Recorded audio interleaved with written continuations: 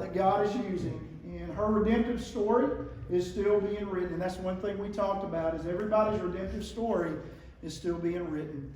And I know that God is going to bless her, and she's going to bless us. But at the end of the night, I want us to give honor and glory to the Lord, because He deserves it. And I just want to take a moment, and I want to pray over Miss Morgan at this time. Father, we come to you, and I just lift Miss Morgan up to you in a very special way. Father, I pray that you would just anoint her with your Spirit tonight as she begins to share and touch our hearts tonight with what you're doing in her life. Father, I pray for families that are here this evening. I pray for everyone that's here. God, I know you have a message designed for each and every one of them, and I pray that they would hear that tonight, that they would be encouraged and they would be strengthened, and that, Father, your grace would fall upon them. Father, it's an honor for us tonight to have her with us, and I know that she's going to give you the glory tonight. And so I just pray again that your Spirit would fall upon this place. And it's in Jesus' name we pray. Amen. Amen. Hi. So my name is Morgan Grantham. I'm not a professional talker, and I don't have fancy counseling degrees. The only qualifications that I have to be standing up here is that I have suffered. And I've experienced a devastating loss, and God has walked with me through that loss and continues to do so. My daughter Katie was killed in 2017. You'll see her picture up here. So this was us a few weeks before she passed. That's my husband Kirk, my Katie bug, who was 4.5, and my Gavin, who was 2 at the time. A few weeks after this, Katie and I were on our way to a birthday party, and a man ran a red light and hit us. We were in the hospital for 7 days, and on Sunday, November 26th of 2017, Katie died. And there's a lot of really messy, ugly stuff in between all that, but while it's really, really important to my own story, it's not why we're here today. Mark and I left the hospital without our daughter, and we went home. And I use the term home very loosely. We were surrounded by people, really an entire community that really wanted to love us well. They wanted to support us, and they wanted to help us. And we wanted them to be able to do that because we wanted that help. The conversation this evening came about out of that intense time in the hours, days, weeks, months, and years after we came home from the hospital. It came out of counseling, and it came out of our church, and it came out of my relationships that I've both gained and lost in this experience. And it's not perfect. It's still not perfect. On Tuesday night, I cried myself to sleep because I hurt for my friends that were hurting. And Katie's birthday is coming up. She would be 9. And in my mind, I cannot imagine my beautiful 4-year-old as a 9-year-old. And that's painful. I hurt for marriages of my friends that are struggling, and I'm also incredibly grateful for the relationships that I can see being restored in my friends and my family. But it's still messy. But my family is farther along now than we were, and for that I am incredibly thankful. We are no longer stuck in our grief. We've gained 2 new boys since Katie died. My Gavin is sitting in Kirk's lap, and he's 6 now. And we've added Ethan and Logan. And I lovingly refer to them as the Grantham Dude Crew. And so all I really know is my experience. And I would like to tell you what I've learned from that. So what is suffering? So people answer this question in a whole lot of different ways.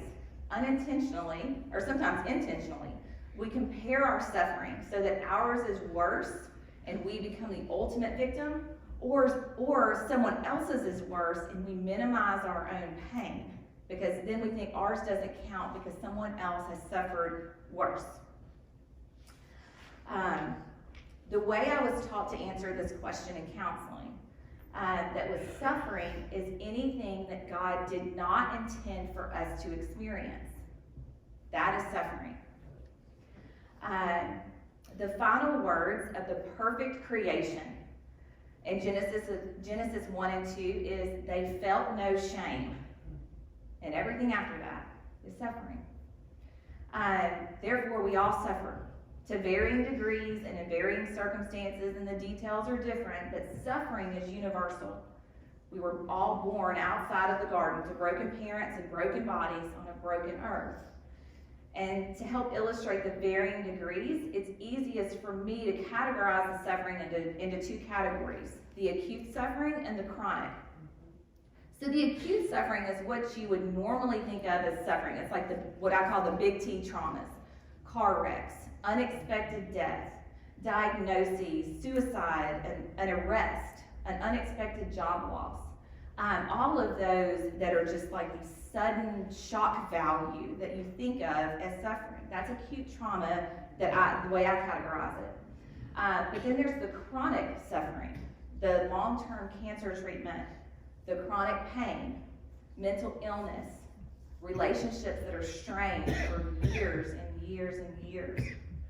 And even in chronic suffering, there are acute stages. So thinking of someone who's going through a cancer treatment, there's acute stages when you change treatments or when you make a hospice decision. So it's not linear. It's not like there's one answer for all of this, because even if you suffer from chronic circumstances, there's still acute stages in that where there's a little more activity. So who can help? The short answer is anyone who is capable of helping. But the flip side to that is who should help. Who should help is those that are closest to the people that are suffering. The reason being is that if you don't love on someone in the best of times, then loving on them in the worst of times can feel very forced and even fake. It doesn't mean that you shouldn't reach out and try to help them. It just means that those closest to the suffering people should be the point of contact. If you can't go directly to the person who is suffering and say, hey, I would like to do something for you, what can I do? If you don't have that relationship with them already, then it's going to be very difficult for them to receive what you're offering when they're in the middle of suffering. But you can go to the people around them, to the people that are in their circle, and say, hey, I really want to help them. How can I best do that? But there has to be people that really know you in order to be able to help you through that. And suffering people are really tough to read. I tell everybody, I'm doing fine, thank you so much for asking. And then I turn and walk away and think, I am anything but fine, but I can't tell them. So you can't, it's just very difficult to read. So after we got home from the hospital, we had meal trains, we had company, we had new friends, we had old friends, we had people we hadn't talked to in 10 years. I had family members that I hadn't seen in 20 years call and want to visit because of the trauma we experienced. And it's just very chaotic, it's very busy. Anybody that's ever experienced like these big traumatic events, the weeks following that, there's a lot of activity that happens. There's paperwork, there's phone calls, there's things that have to be done. It is exhausting. Now, there's nothing wrong with being busy, because I will be the first to say you absolutely cannot sit in your circumstances all day long, because you'll drown. Like, the world does keep turning, even though yours has stopped, but there has to be people in your life that are constantly pulling you back and saying, hey, I see you being really busy. There's nothing wrong with that, because there's a lot that has to be done, but is there something that I can do to help you specifically? Because there are some things that people just had to do. I had to write an obituary. No one else could do that for me. I had to fill out paperwork for a death certificate. There's nobody that can do those things for me. But what would have been very helpful is if somebody would have said, hey, let me get the information on how to submit that obituary, and that you write it and then just give it to me and I'll take care of it. You know, I mean, because some parts of it I don't have to do. You know, and so there's all types of examples like that. So let's see. Sorry, I could get off track, so I'm trying to make sure I stay. So people roll through the stages of grief and they're processing, and some people need support longer than others. There are going to be some people that cling to their relationships and need those relationships longer than others. Some people cling to their spouse. Some people can't cling to their spouse. Some people need somebody in the church to cling to. Some people cling to others at work. But that is how, I mean, that is the natural human reaction, is to find people and to get support that way. So think on your own life, and at times when life was really, really difficult, even if it was just for a short while. If you had a wayward child that was making terrible choices, that is suffering. I mean, as a parent, that grieves your heart and your soul when your kids are making terrible choices. Wouldn't it have been wonderful if there was someone close to you that said, how can I best love you today? I cannot fix your circumstances, but I see you hurting, and I want to help. How can I do that? And so we're going to talk about how to do that, and we're going to go through some examples of what it actually looks like in our own lives and relationships. But I need to have a full disclosure with you. I'm a math teacher at heart, which means there is a right answer, and I can show you how to get it, because that's what math teachers do. But this isn't a math class. This is life, and it doesn't work that way. But I still tend to talk like that. I tend to talk like, this is how I got the right answer, so I'm going to tell you how to get the right answer, and then you can recreate that, and it's going to work out. And that's just not the way, that's not my intention, but I can come across that way. And you'll also see me, you'll see my shoulders go up, and I'll clench my hands, and I'll do this a lot, and I'll go, So that is my own trauma. That is my grasping to control my own emotions. Because I don't want to cry. I don't like crying. It's not efficient. It's not effective. It doesn't do anything. It doesn't help me. In my own mind, that's what I tell myself. The reality is that if I need to cry, I'm going to cry. But my initial response is, you are strong and capable, and you are in control of this, and you do not need to cry. So if you see me looking like that, that's what that is. It's my own trauma. And if you feel like I'm dictating to you how this has to be done, that's me. And that's me trying to control my own circumstances. But it can come across like that. I can sound kind of bossy and critical. But that's not my intention, and I don't mean to sound like that. Can anybody relate to trying really hard to just control what you've got going right now?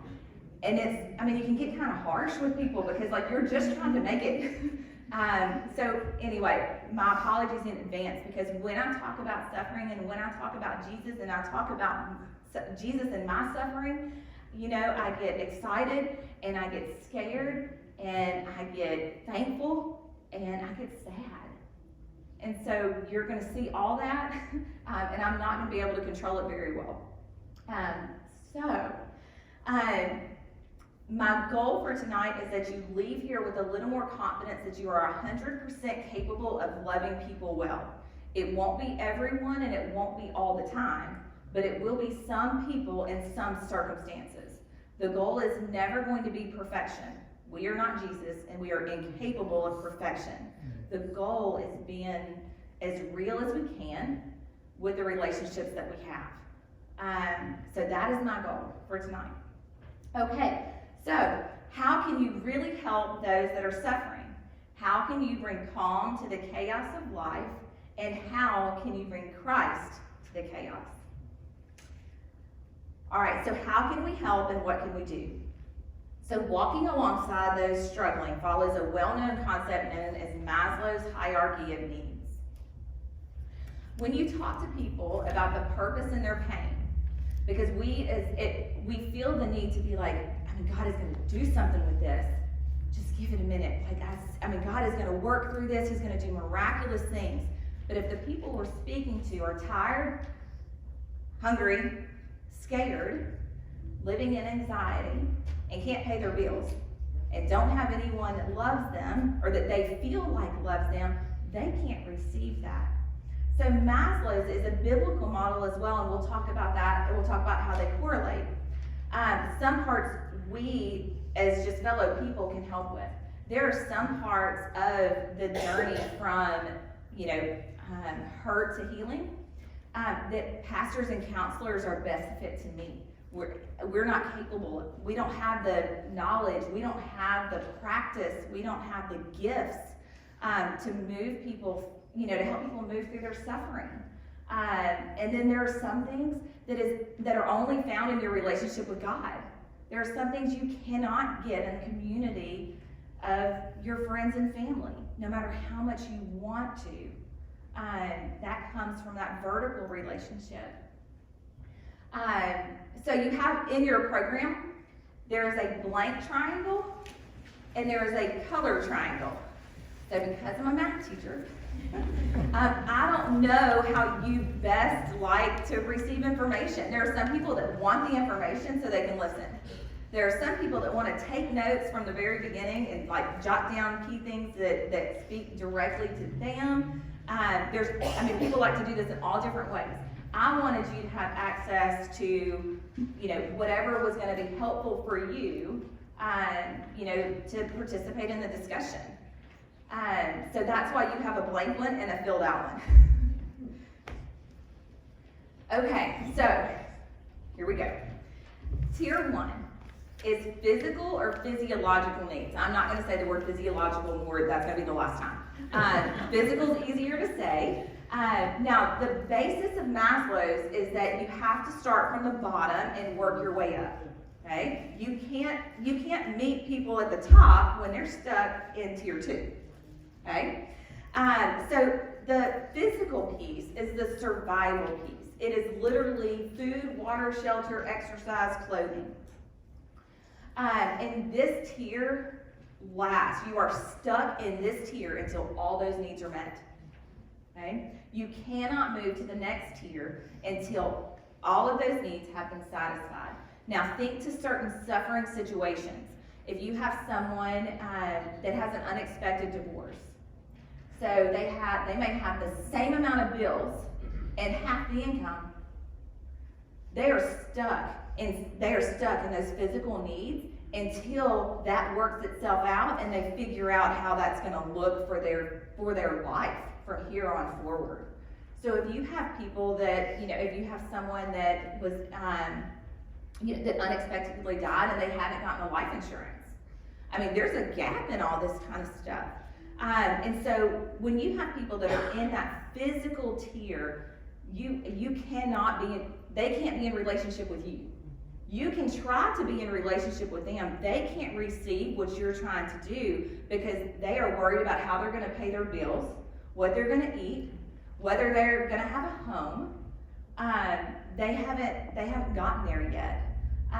This is really, this is the long suffering, because if you're stuck in the physical needs, you've got to figure out how to meet those needs before anyone can speak truth into your life. Before anyone can minister to your heart. You have to be fed. Your kids have to be taken care of. You have to have a home. So what are you equipped to give in the physical need part? So this is totally different for everyone. I don't cook. I do cook. I'm not going to cook for anyone else.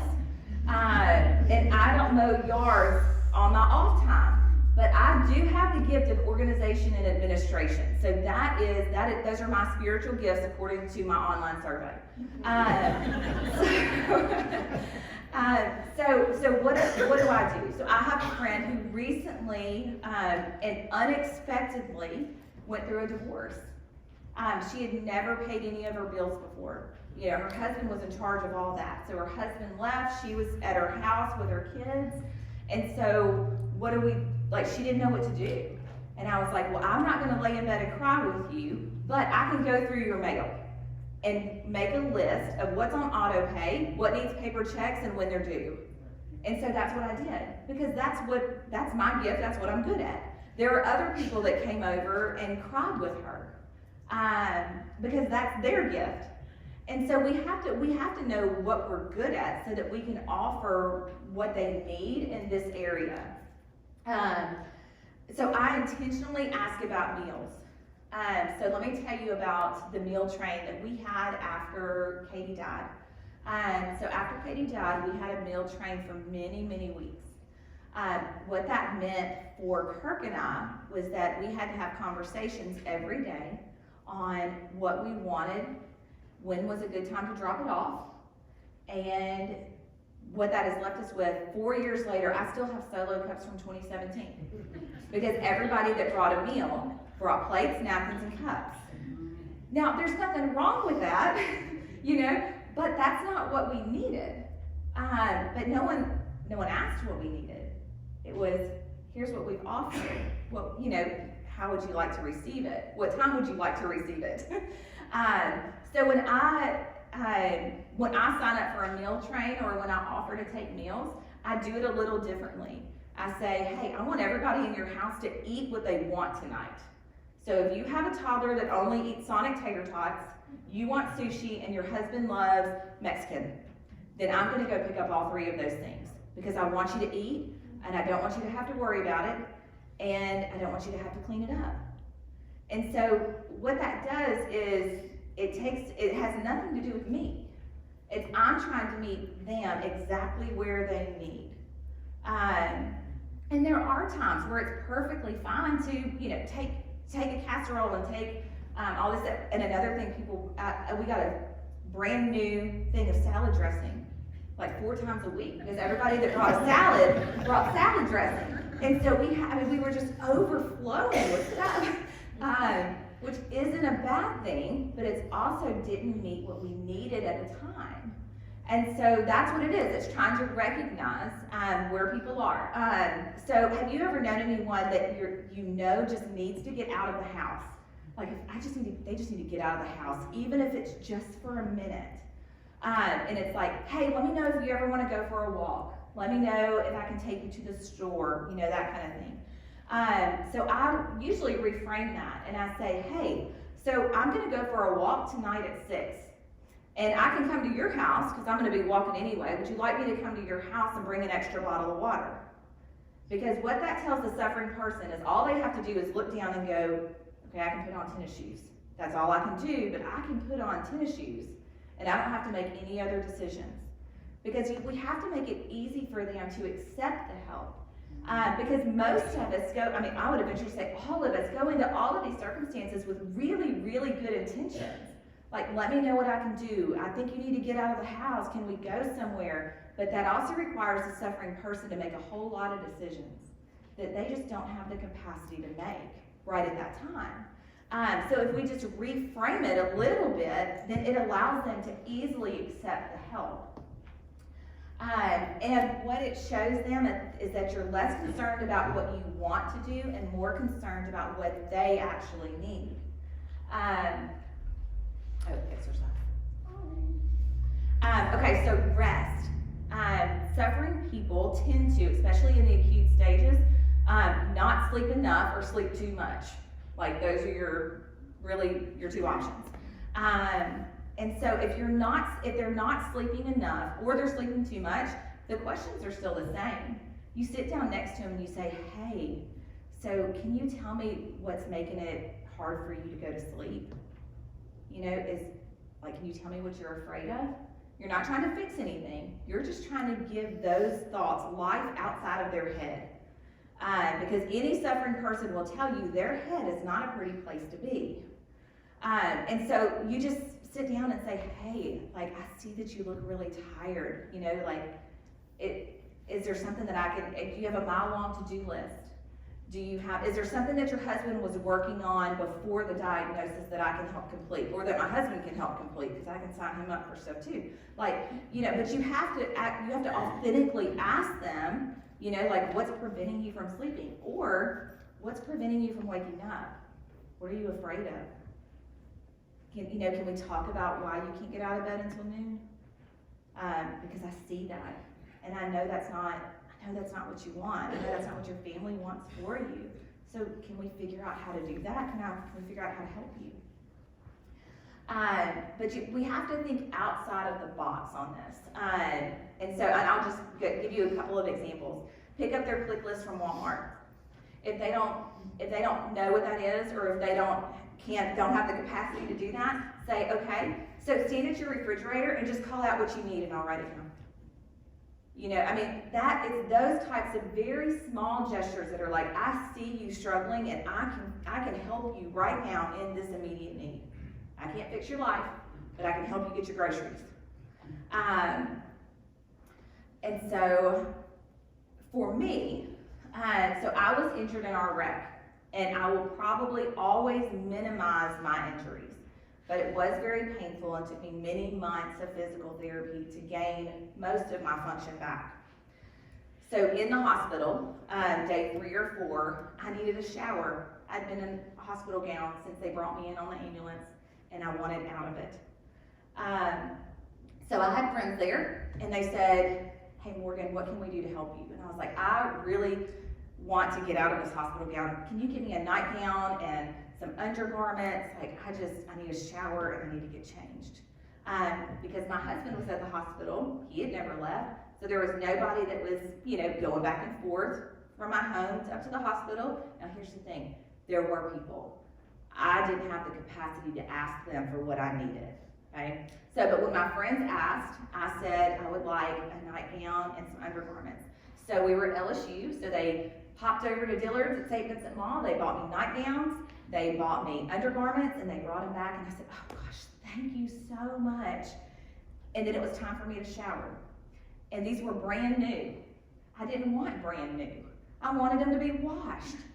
But I had to sit there and go, oh, thank you so much. This was exactly what I needed. Would they have gone home and washed those and brought them back to me? 100% they would have. But in my mind, I just had to be happy for what they did. Now, who was that on? Because I held on to some resentment for that. I was like, why did they bring me these brand new things? That is on me. That is not on the people that were trying to love me. Now, 2 years after that, I sat him down and I said, guys, I need to tell y'all about this. I said, y'all brought me panties and they weren't washed. And I know this is 2 years later and I'm just now telling y'all about this. I said, but I really wanted them to be washed and I couldn't tell y'all. And I've been holding on to that. What a silly thing to hold on to. But I didn't have anything else to hold on to, and that's what stuck out. Like, they didn't meet my needs, but I also didn't tell them what I needed. So it was on both. That's real messy. So there isn't a clear-cut answer of like, yeah, this is how it magically works. It's always going to be messy because these are people and relationships. We just have to do the best we can to meet their needs when they don't know what they need, and understand that it won't be perfect. So we just have to make an effort to meet them exactly where they are because they don't have the capacity to see beyond their current situation. They can't be in a relationship with you because they don't know where their next meal is coming from or how they're going to pay their bills. And so Jesus' ministry over and over meets those physical needs of the people before he ever ministers to their hearts. And so what are you gifted in? Because those are the gifts that you use in these moments. Those are the easiest to use. Because if I bring someone a meal, that's going to be really disingenuous. Like, it's going to be really forced. I don't enjoy cooking. They're probably not going to enjoy eating it. Like, it's just not going to be. But, like, if that's what you feel like you're supposed to do, then you force it. And it's not received well because you act like you're forcing it. And so you use what you are gifted in. This is not the time to talk about purpose in your pain and beauty from ashes. This is a time to make sure that they can just survive to the next tier. All right, so the next tier is safety. This is stability. This is living without fear and anxiety. And this is also the trickiest level for many people. But first and foremost, because safety is found and accepting your circumstances for what they are and learning to live in spite of it. A lot of people get stuck in safety, myself included, because of fear and anxiety. If you're having panic attacks, if you are afraid of anything, you cannot move beyond that. Your physical needs may be met, but you cannot be in relationship because you're scared of something.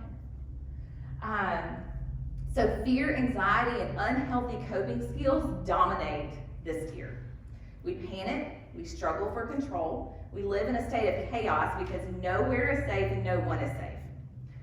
So my best advice to help people that are stuck here is to learn how to be a safe person for them to open up to.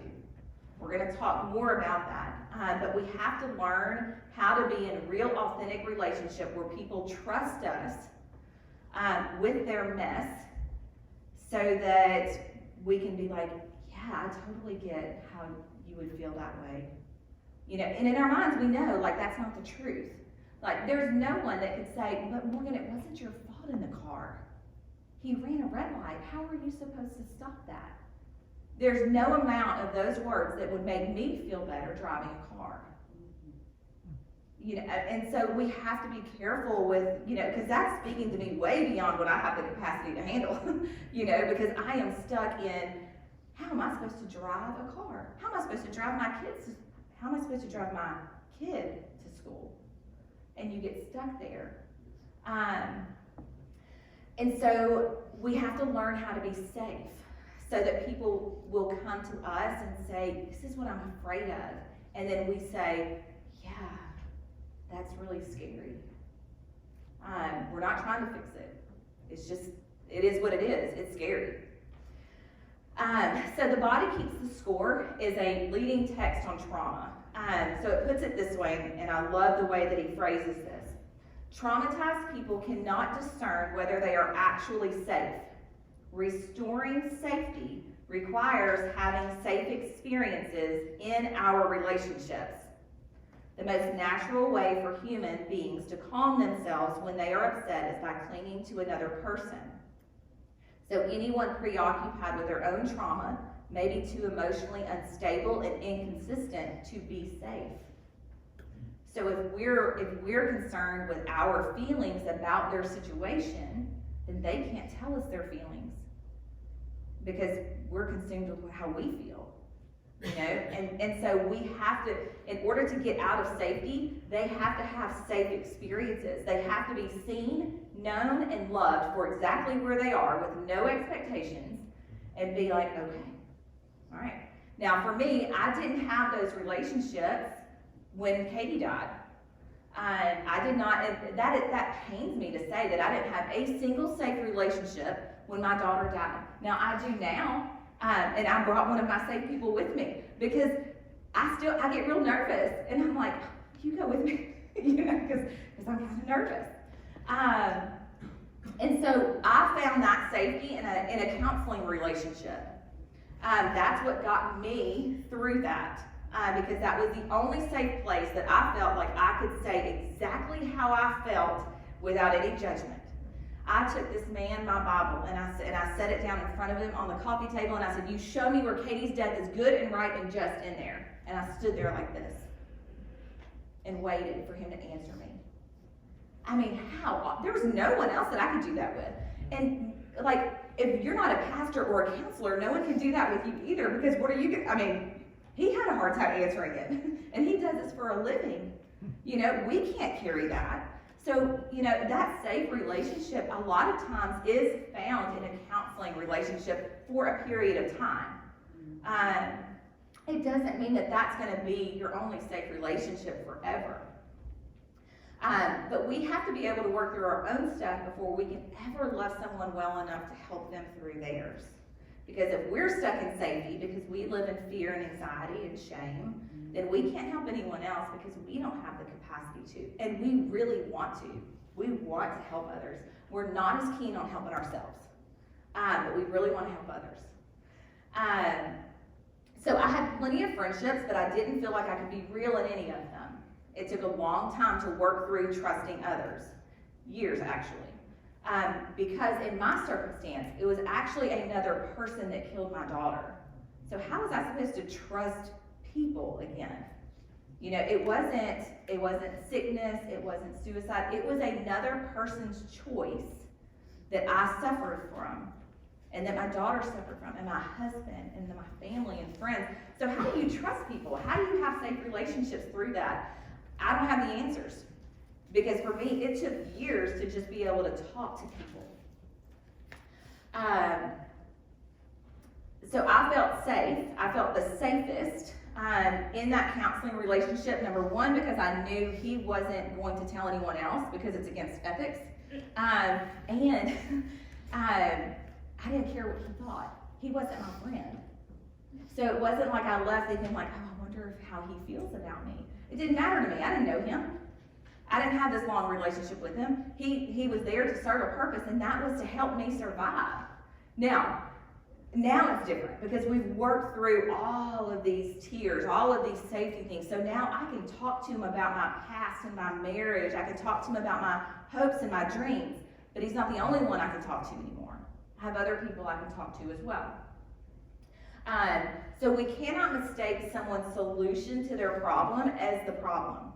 So if you have someone that experiences trauma in any form, and they cope with it by eating, not eating, drinking, smoking, drugs, promiscuity,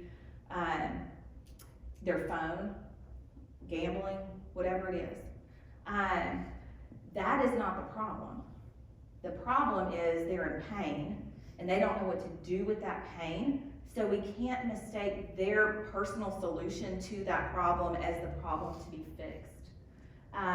Because if you shame someone for an affair after their daughter has died, then what that is saying is the affair is the problem. The affair is not the problem. The problem is that their daughter died and they don't know what to do with that. And their response to it was to have an affair. Now, that wasn't my coping mechanism, and that wasn't my husband's mechanism. Mine was control. I was, by golly, going to control every aspect of my entire life, and my kids' life, and my husband's life, and everybody that came in my door. I was going to control what they said. I was going to control how they acted. Y'all, I was a nightmare to be around. But that was how I figured out how to cope. My husband was to shut down because he couldn't deal with it. So he just shut down. And he doesn't, I don't respond like that anymore, neither does he, which is why I can talk about it. So their solution may appear to be the problem, but we have to make sure that we're actually looking at it as a whole thing, not, I can't believe they started gambling. Well, they started gambling for a reason, and that the reason is what we need to minister to. Also in this tier, for us that are trying to love those well that are suffering, is we have to have clear boundaries for what we can and can't do. Because you can listen without judgment, you can offer support when you're asked, but you cannot save someone from themselves. And hear this with all the love in the world. You are not Jesus. And you are not capable of single-handedly saving someone from their own consequences. You can be the calm in their storm, but if they are spiraling out of control, you can't go down on that ship unless you choose to. And that's really hard. It's really hard because we see people and we're like, I love you so much and I don't want this to be your life. But if those are the choices they are making, then those are the choices they are making. You are not meant to be a martyr. You should never sacrifice yourself or your family on the premise that you're helping someone else. People try to do that for me, and it doesn't end well.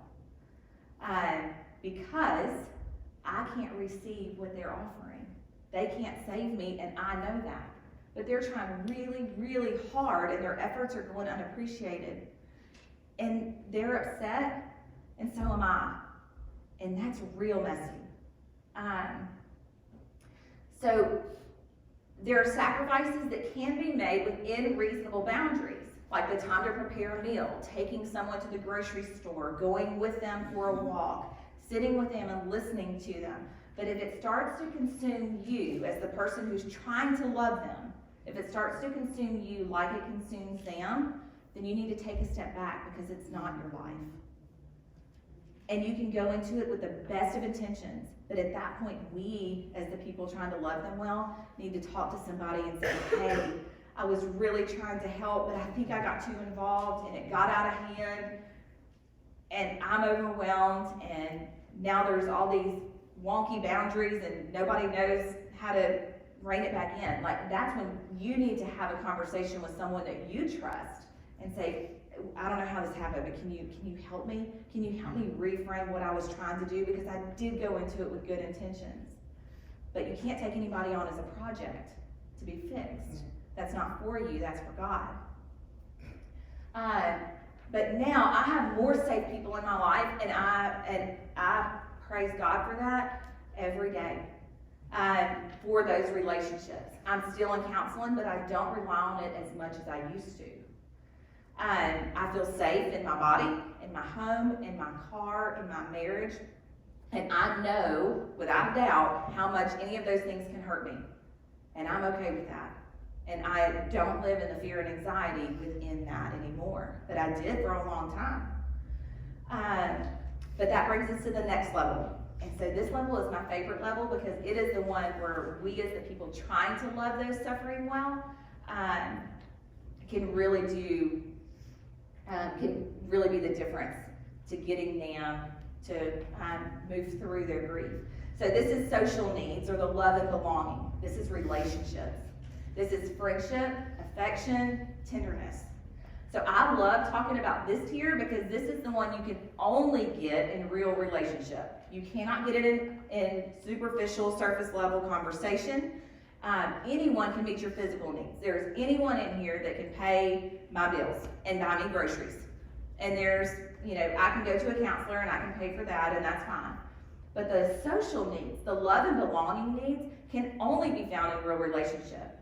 The general public can't provide that for you. It's only your people that can do that for you. And so that's why I love this level. So the physical and the safety needs are primal. Like, you cannot function if you are living in a constant state of anxiety and you're worried about your physical needs. Like, you cannot see beyond where you are. But once you get to love, once you get to this one, once you get to the social, the love and belonging, then you start to see people and you start to see, like, okay, so my circumstances aren't going to be my reality forever. Like, where I am right now may not be where I'm going to be in a year, because it's not where I was 6 months ago when I was stuck in safety, or a year ago when I was trying to meet physical needs. Like, once you get to love and belonging, you can kind of look back and go, okay, gosh, that was really, really hard, but I'm not there anymore. But this has to be found with people that you love and trust. So in relationships, we try really hard to sympathize or empathize with the people that we love. But we're going to take a look at the difference between those two, because the difference between these demonstrates whether you can see beyond your circumstances and see how to relate to others. So this is easiest for me to explain with this next picture. So this picture is Kirk and I with Katie. And again, this was a few weeks before she died. So this is going to be hard for me to talk about because it always is. So suffering people feel misunderstood because they are. They are misunderstood by everyone because even the same loss isn't the same. So what sympathy says is, I know how you feel. And that's not true or accurate. Because if you've ever experienced any suffering and had someone tell you, I know how that feels, or I know how you feel, you know the frustration, the internal frustration, because you're like, no, you don't. You don't know how I feel. Because they aren't you. They don't know your history. They don't know your story. They don't know your pain. Someone who has lost a child, or lost a child in a car accident, or lost a child in a car accident that wasn't their fault, or lost their child in a car accident that wasn't their fault, caused by someone else's bad choice, doesn't know how I feel. And I don't know how they feel. Because the same loss isn't the same. So Katie was mine and Kirk's firstborn. She was our baby girl. When she died, the collective we lost our daughter. But my loss is way different than his. Because a daddy losing a daughter is way different than a mommy losing a daughter. My hopes and dreams and my memories of Katie and what I thought our future was going to look like is totally different than what his was. I don't know how he feels, and we lost the same person. And he doesn't know how I feel.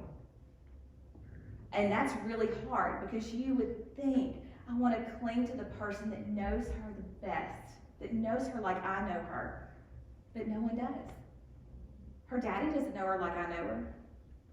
And I don't know her like he does. And so I don't know how he feels. I cannot sympathize with him.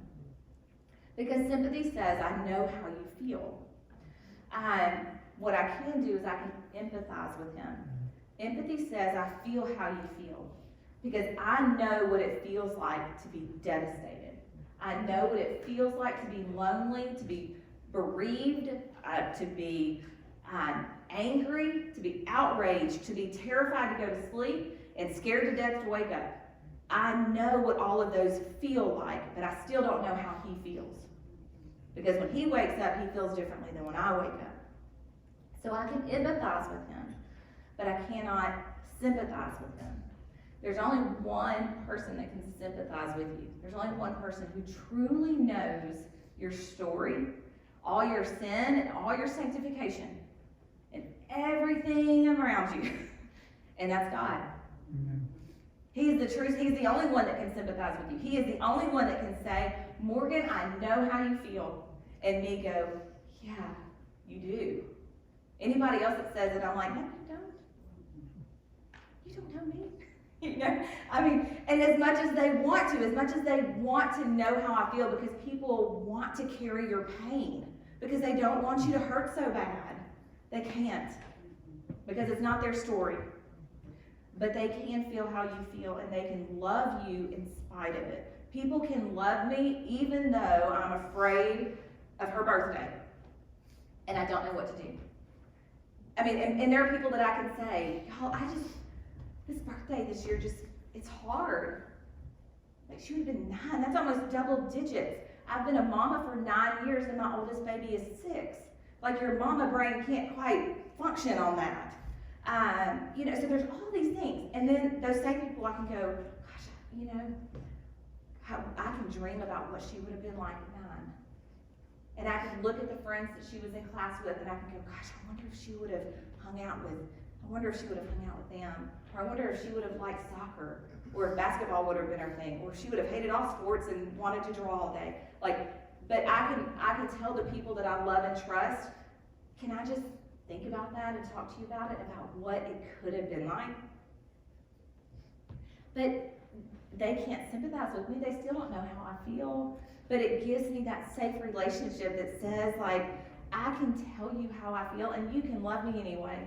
And I can tell you, you know, I just don't want to celebrate this year. I don't want to do anything this year. Don't bring me cupcakes. I'm not going to talk about it. And they're going to look at me and go, yeah, I get that.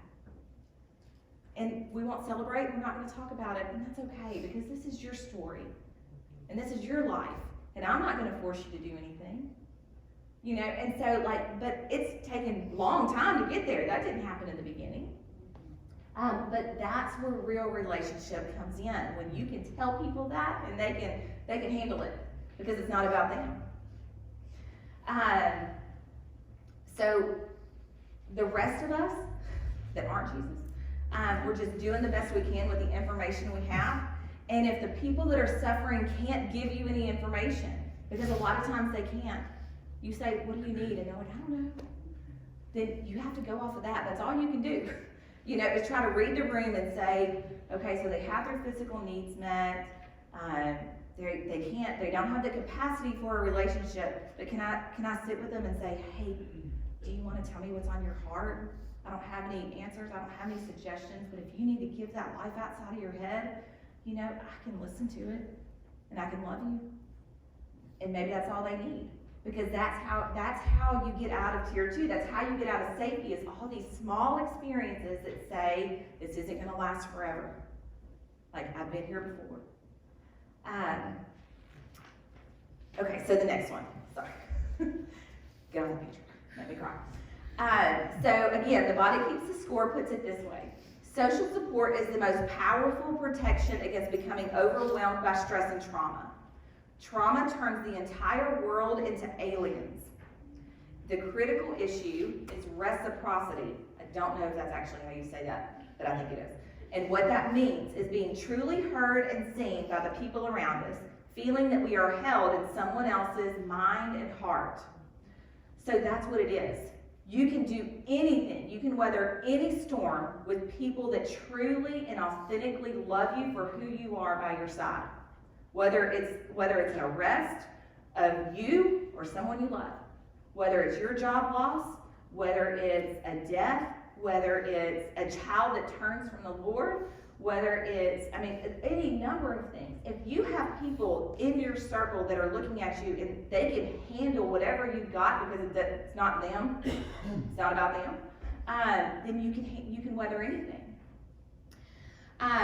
And that reciprocity, being truly seen and heard, doesn't come in the form of a meal train. Because it doesn't come in the form of, it usually doesn't come in the form of anything in the first 6 months. Because you're just trying to survive. In a meal train, you're bringing a meal and then you're leaving. You're not to that love and belonging. You're in the physical need. You know, so that is not a relationship. That is meeting a current need for where they are, but they're still going to need people in love and belonging. That's when they actually need us, the people that love them. So people aren't easy though. You can, those hurting, the people that are hurting, can hurt us that are trying to help them. And we can unintentionally make their bad worse. And there has to be so much grace involved in that. So much. When I set my friends down and I said, y'all, we need to talk. I cannot be friends with you if I can't be real with you. And I'm so tired. And y'all, this was 2 years after Katie died. 2 years I faked it. And I was like, oh, thank you so much. Thanks. I'm doing good. Thanks for asking. I went through all of that for 2 years before I was like, I can't. And I set them down and I said, guys, I need to tell you what this actually looked like for me. And I walked in, bless their hearts, I walked in there with a typed handout. And I was like, okay, I need to go through all of the things. And they were like, oh my gosh, Morgan. And at the end of it, you know what they said? I get that. We are so sorry. And I had this one friend who started the meal train. She started crying. She said, Morgan, I have cried about that meal train. At least once a week. She said, I'm so sorry, I didn't know how to stop it. And I was like, well, it's okay. I forgive you. I totally forgive you. Because none of us knew what to do. And so that was just what she did, you know. But until I could tell her that, until I could say, oh girl, that was really hard, and her go, yeah, I know it was really hard and I didn't know what to do with it and I'm sorry. And me say, yeah, I forgive you. We're good now. But I can't keep pretending that was okay. Because I don't want you to do it again. You know? But it's it took that for me to look at my circle of people and go, all right, we can do this. But I also have to tell you that some relationships didn't survive that conversation. Some relationships didn't make it. Because they didn't feel appreciated. They tried really hard, and I couldn't give them what they needed. And they needed their best efforts to be okay. And it wasn't, because it didn't make me feel better. And so I just couldn't act like it was okay anymore. And that is painful. And I grieve the loss of those friendships. But I also am okay with it because I said what how I really felt in grace and truth and love, and they weren't in a position to receive it. And that's not on me. That's also really, really hard, because I lost people I loved, and I still love. And so, you know, it's not going to be pretty, because relationships are messy. And so there just needs to be a whole lot of grace on both sides. So this here can only come after the physical and safety needs are met, though. So if you're trying to be in a relationship with someone who is exhausted, which is a physical need, having panic attacks, which is a safety need, it's not going to be healthy for either one of you, because you're going to try way too hard to be in a relationship with someone who can't be in any relationship. And then that's where those boundaries get real murky. So we have to know what we're capable of doing and what they're capable of receiving. But again, it's not going to be perfect, but the goal isn't perfection. It's just doing the best we can with the information we have. So if you think someone is capable of a relationship, and you start like trying to minister to their hearts, and you start trying to listen and love them well, and you know, they're overreacting, they're hypervigilant, they're moody with you, they're not capable of being in a relationship. And it doesn't have anything to do with you, it has everything to do with where they are in their walk. And so you can't take it personally, you just take a step back and go, okay, so you're in safety, so let me just listen. Let me provide a safe person to love you. And then when you're ready to be in relationship, I'm gonna try again. You know, but again, it shouldn't consume you like it consumes them, because it's not your life, it's their life. And so it's not linear either. So you may be in a relationship with someone, something happens, and they fall back down to safety. We're going to go through some examples of this. And then they fall back down to safety. Well, you can't keep trying to be in a relationship with them when they're stuck in safety. So you have to go down, you have to meet them where they are, and say, okay, we're going to go back up here together. But once you've had the experience, once you've moved beyond fear and anxiety, it's a whole lot easier to move beyond the second time, and the third time, and the fourth time. Okay? But it is an endurance game. And that once you've experienced kind of a walk through these levels, the person who's suffering is more equipped to ask for exactly what they need. So if they're stuck in physical need, they can say, I need some fresh air. Can we go for a walk? You know, but that's because they feel safe. They feel safe with you in that relationship. There's, you know, it's all relational. Okay, so the next one is esteem, which is strength and confidence. And so for me, the easiest way to explain confidence is hindsight. Because when you've experienced trauma, grief, or chaos in any form, and you have your physical safety and community needs met, so here's an example. So a friend brings you a meal that everyone will eat, which meets your physical needs, and they listen without judgment to your current feelings, which means that they're safe, and they check on you later the following day, which is reciprocity, because you are being held in their heart for a period of time, and now you know it because they reached back out to you. That gives you an experience that says, I am loved, I can keep going, it's not all bad all the time. And it's all of those little moments that build your confidence. Hindsight says to your mind, I've been here before, it's not pretty, and it also doesn't last forever. And so you're able to more easily move through those. The key here is endurance. You have to walk with them while they have these small moments of triumph over their circumstances, and you have to celebrate it. You have to be like, if someone calls and says, I went to the grocery store by myself today, praise the Lord. I am so glad that you got out of the house, drove to the grocery store, bought things that you need, checked out, and got yourself home. Did you get your groceries put up? No? Okay, well, we'll get your groceries put up. Can I come help you? Because those are things that they're struggling to celebrate, because they're things they used to be able to do without any problem. And now they can't do them. So when they do them, we have to celebrate that with them. Someone who's suffered a loss, hasn't walked back in church, and then that one Sunday they do. I am so glad you're here. I can't imagine how hard it was for you to get here. I know I haven't seen you in a few weeks, but I'm so glad that you're here. I'm not going to ask you to sit by me, but if you want to, I'm available. You know, I mean, like, but you have to show them that, like, I'm celebrating this with you. Like, I see that you've been gone, because otherwise they're going to come through the back of the church. They know they've been gone, and it's like, well, has anybody noticed? Or wait, they have noticed, but can I sit down? Are they going to, how do they feel about it? How do they feel about me? What does me not being in church for the last few weeks, what does that say about me? Well, gosh, maybe I should have been in church. Well, maybe I shouldn't have stayed home, but I was scared to come to church. Do y'all see how that, like, we have to celebrate with them. It doesn't matter if you agree with it, because it's not about you. It's about them.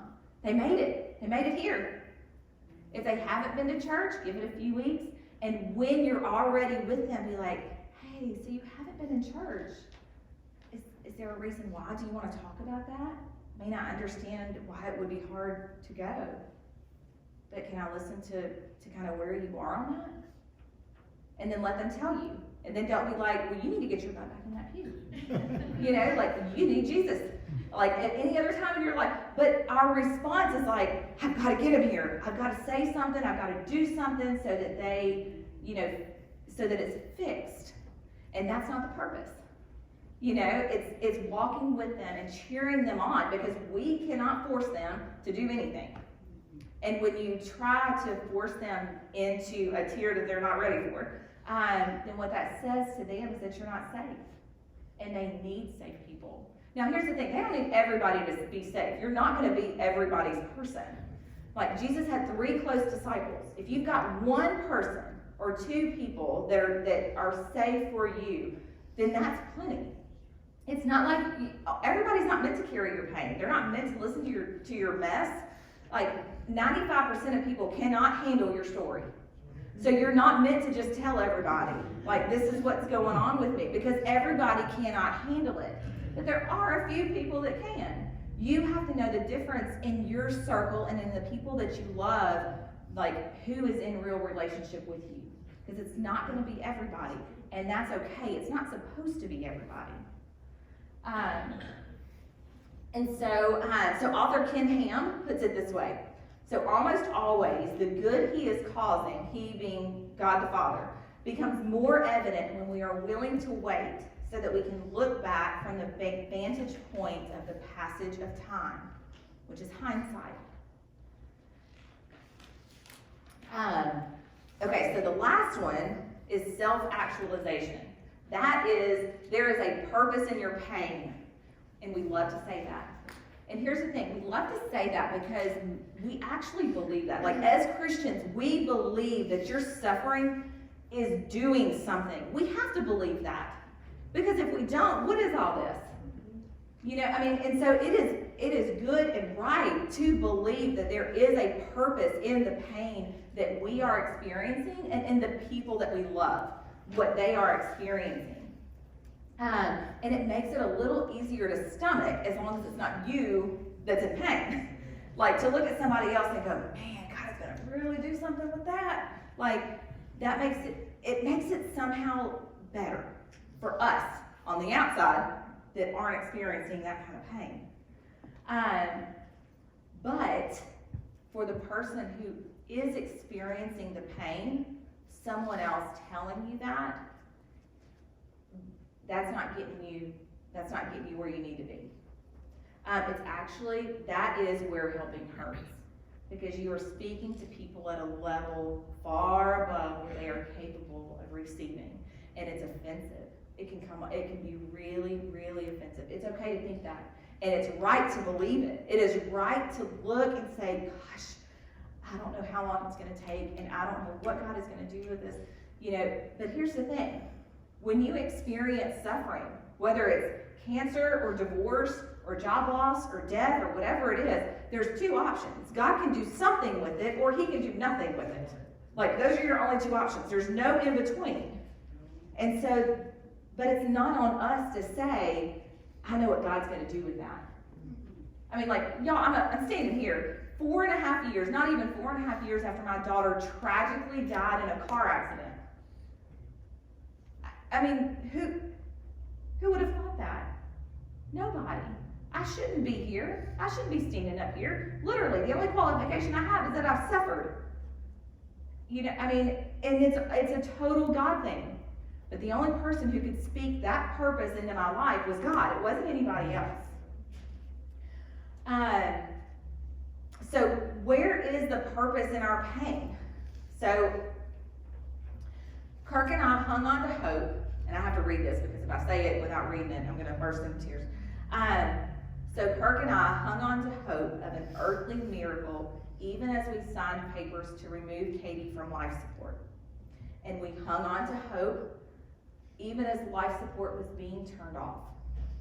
And then we left the hospital without our miracle and without our daughter. And we didn't know what to do with that hope then. And so what is the purpose in that? No one can speak purpose into that kind of pain. There's no one on earth that could come to us in our suffering and say, Morgan, there is a purpose in that. Kirk, there's a purpose in this. You just have to wait. So what is the purpose in that? So this next picture, it's kind of hard to see. That's Charles Darwin, the evolutionist. So that's Charles Darwin and his daughter Annie. So Charles was born in a Christian household. He was married in the church. His family attended church. But his daughter Annie became ill and died a painfully slow death. And there's an account in one of his biographies that has him going to church with his family after Annie dies. And he waits outside the church doors because he cannot bring himself to walk through the doors because he feels like a hypocrite. So his family goes in and he waits outside. And as he waits outside, suffering alone, the choir inside sings, "All things bright and beautiful, the Lord God made them all." And this is described in his biography as the final death nail in his Christianity. Any vestige of belief in God left him when Annie died. Annie's cruel death destroyed Charles's beliefs in a moral and just universe.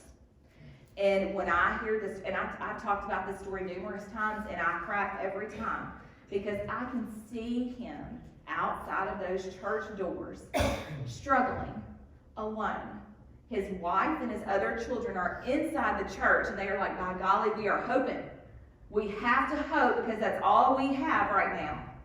And he can't bring himself because that's not where he's at. And what he hears is, all things bright and beautiful, the Lord God made them all. And he was like, that's it. So here he is alone, outside of the church, suffering. And who can blame him? Because I see my family in that experience. I see me inside the church going, by golly, we are hoping this is all we've got, and we are going to be here. We are going to be at church every Sunday morning because I don't know where else to be. And I can see the struggle in my own family. I can see the struggle that my husband had.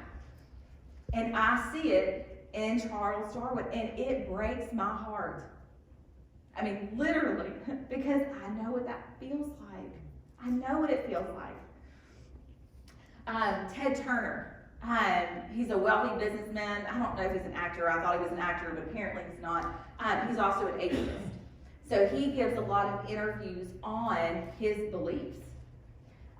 So he had a beloved sister, Mary Jane, who, like Darwin's daughter Annie, also died a slow and painful death. So he said in an interview, I was taught that God was love and God was powerful, and I couldn't understand how someone so innocent should be made or allowed to suffer so.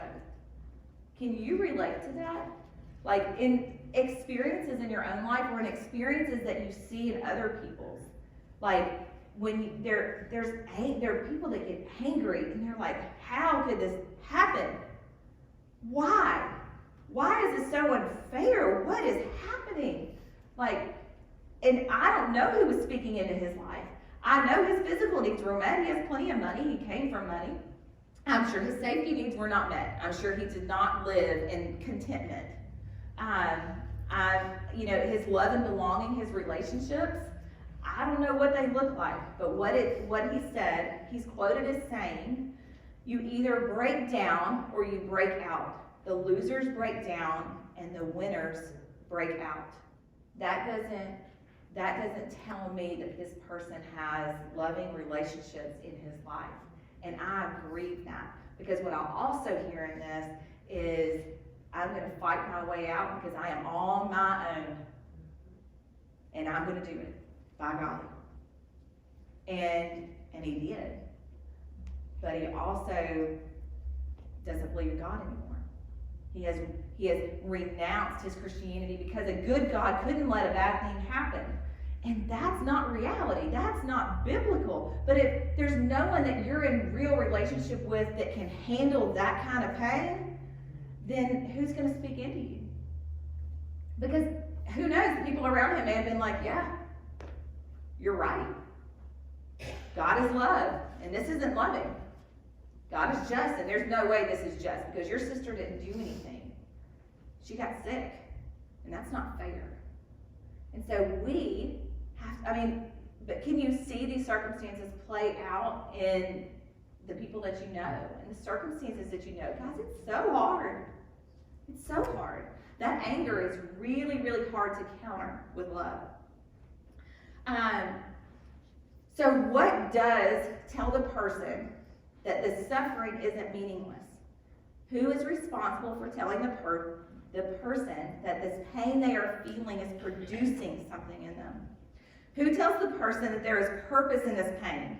Who tells the person that this light momentary affliction is preparing for us an eternal weight of glory beyond all comparison, as we look not to the things that are seen, but to the things that are unseen?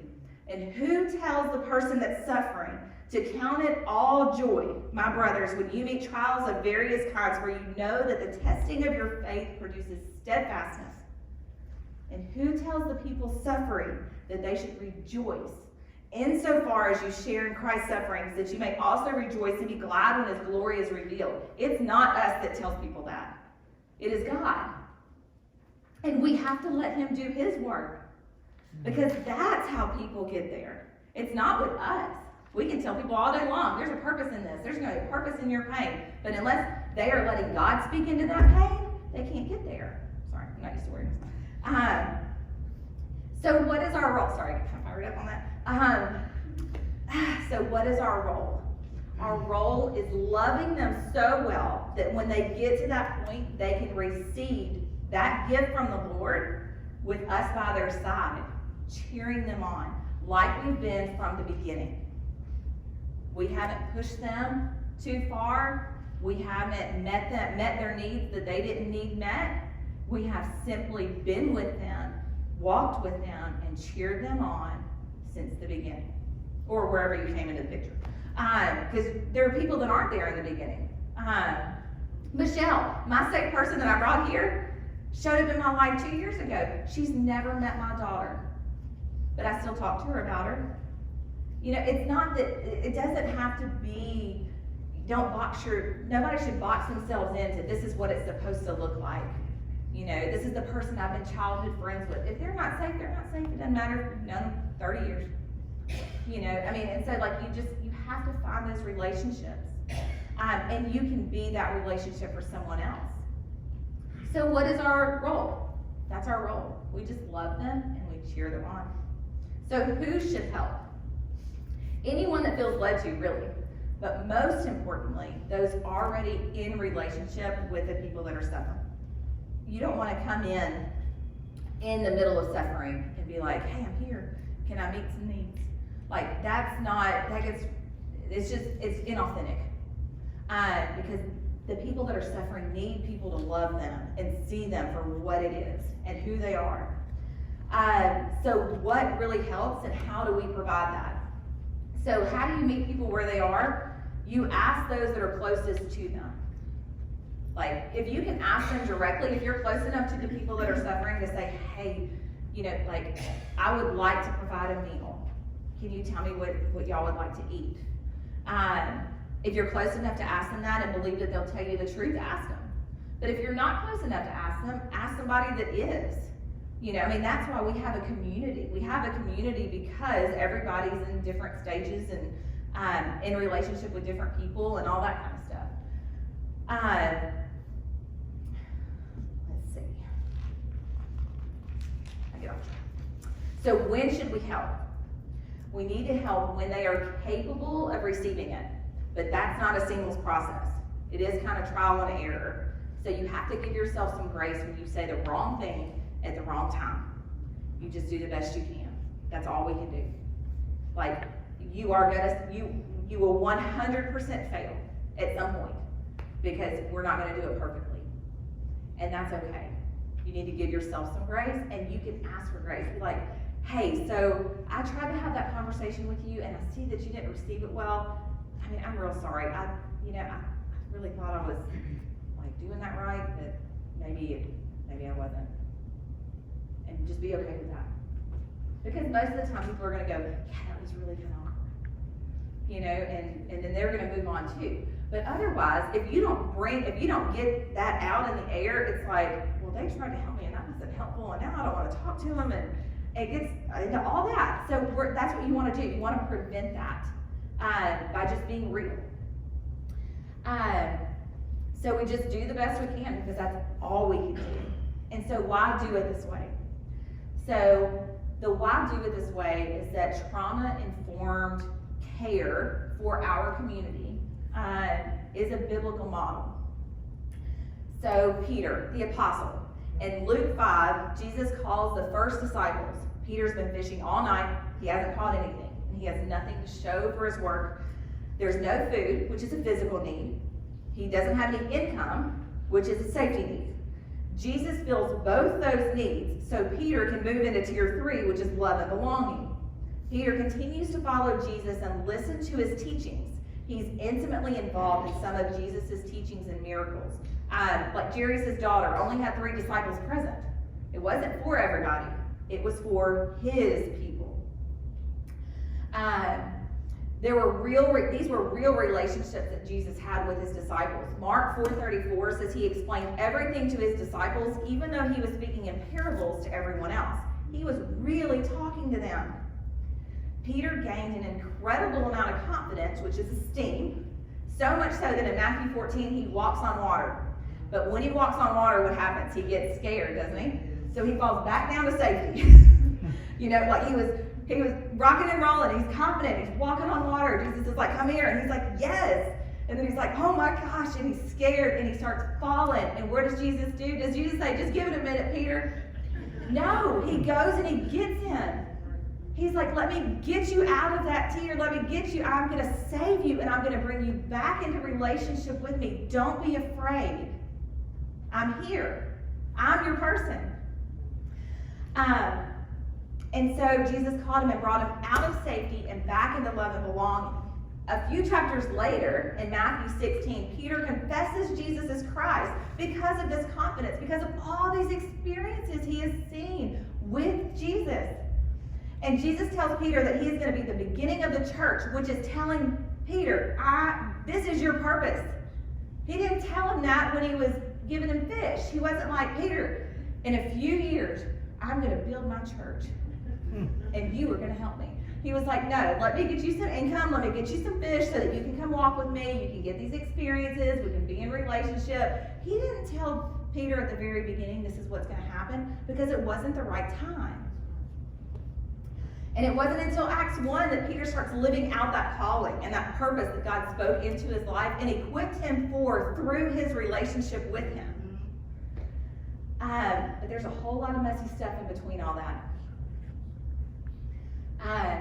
But imagine for a second when Jesus approached Peter the morning after a long night of work, when Peter is tired, he's hungry, he's not able to sell anything to provide for his family.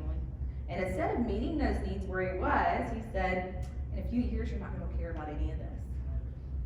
You want to come walk with me?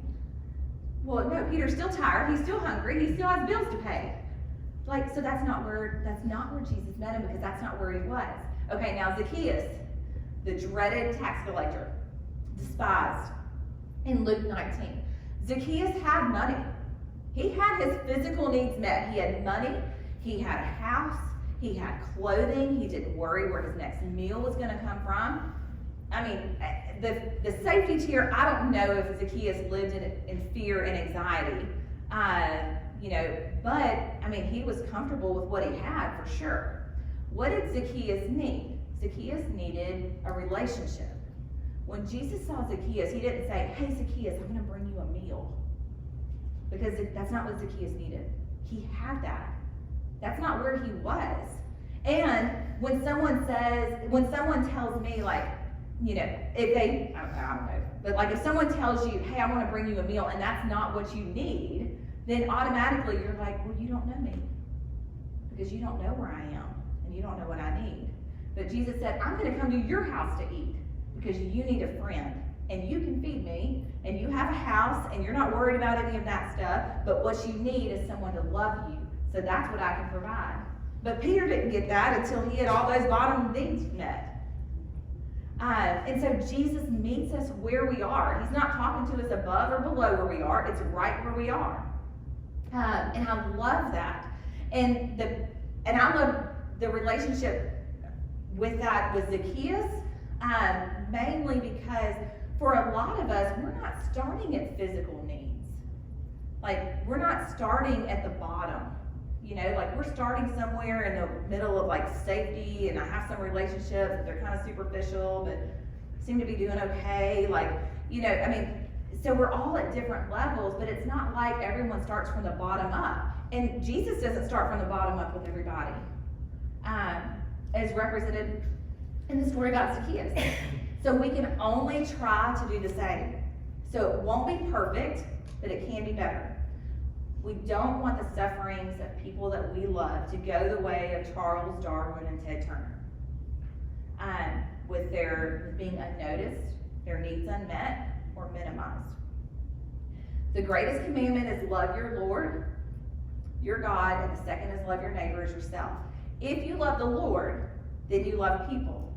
Loving the Lord gives you the capacity to love people, and loving people proves that you love the Lord. So my greatest hope is that in this fallen world, that suffering people, which is all of us, we feel the love of Christ by the rest of us at the points that we need them, and that we can show others that same love of Christ in their suffering, because suffering is going to be experienced by everyone, everywhere, all the time. And so we just want to be better prepared for that. So again, my hope is that you leave a little more confident that, like, yeah, we can do this. Like, we can do this a little better than what we have been. Or I hadn't thought of that. Or maybe none of this spoke to you. And let me be the first to tell you, that is fine. That is okay. That's okay if you didn't agree with anything I said. I'm okay with that, because all I'm doing is telling you about my experience, and you may have a different one. All I'm asking is that we just be open. That we be open to be in real relationship with each other, so that we can really help the people that are suffering. Because I know that when I'm suffering, I want to be able to ask for what I need.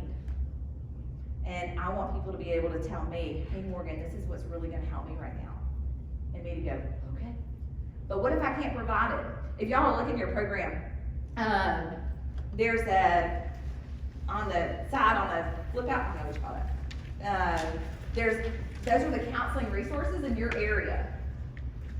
Because some of these need, like if I say, hey, like it's going to be really helpful if you get a counselor. If you're like, okay, well, I don't really know what to do with that. Like you still need resources. Or it may be something that you need, if you need love and belonging in a small group setting, then that's going to be found in your church. If you need your physical needs met, then there are resources that can help you meet those physical needs. If you have people that are suffering that need their physical needs met that you can't meet, then we got to figure out how to meet them. Whether that's community resources, whether that's the church resources, whatever it is. But if you have somebody that needs meals or needs their yard mowed and you can't provide that, there's somebody that can. You know, I mean, and so like that's where the church comes in. That's where the community comes in. That's like, hey, this is what we need. That's where the who comes in. Like, hey, this is what we need. And you girls like, and y'all are like, okay, this is what they need. Let's do this. And I love that because that's what's needed. Like, that's what they need. They've asked for something, and then y'all deliver, and that's just fantastic. So anyway, so that is that's my little spiel. So my hope is that it's helpful and that it's hopeful.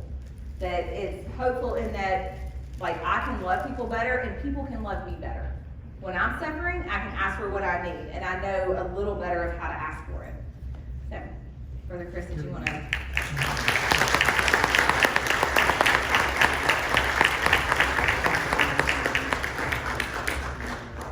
I'm going to ask Brother Terry if he would to come. He's the pastor of Central Baptist Church. And before he comes and closes us out, I just want to say again on behalf of the WHO, Spring Hill Medical Center, First Baptist Church, and Central, we want to thank you for being here tonight. And I want you to do something for me. I just want you to commit to pray for her and her family. Would you do that? And then there's others here. Let's just look around tonight. There's a great congregation that's here. Let's commit just to pray for the people in our community. Again, we may not know what they're going through, and we certainly can't feel what they're going through, but God does, and we can pray for them. And then let's sit back and watch what God does with that. Brother Terry. Thank you, and I just want to say, I'm glad to be a part of this. I only have one correction. When you said who can help, there was a question mark.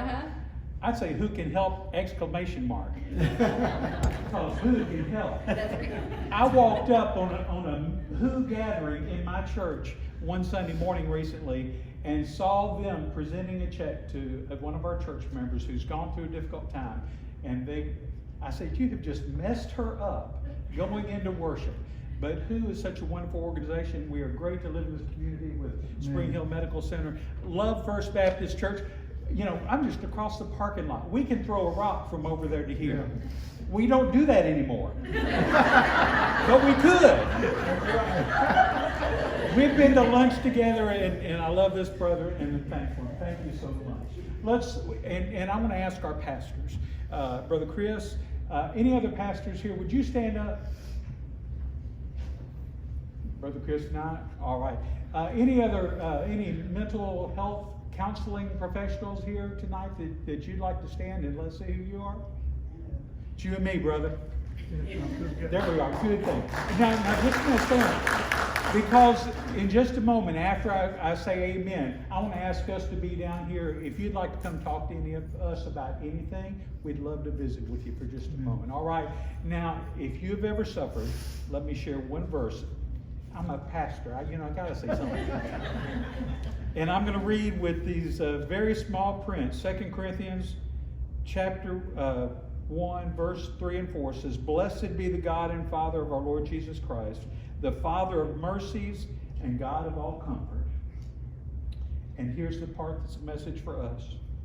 "Who comforts us in all our afflictions, so that we may be able to comfort those who are in any affliction with the same comfort that we have been comforted."